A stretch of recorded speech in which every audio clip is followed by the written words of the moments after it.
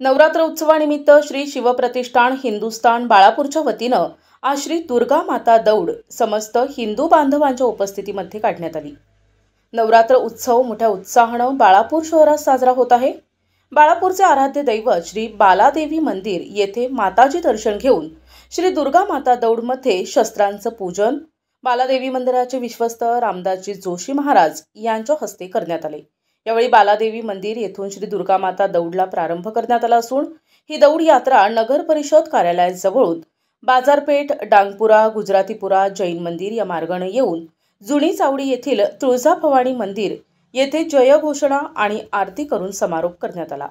यावेळी या दुर्गा माता दौडमध्ये बाळापूर येथील हिंदू समाज बांधव मोठ्या संख्येने उपस्थित होते। आपला धर्म हा लयाला गेला होता आणि हे भांडे माजले होते। यांनी सगळं आक्रमण करून आपल्या महिला आया बहिणी पाठवल्या, हे आले, यांची संख्या वाढवली।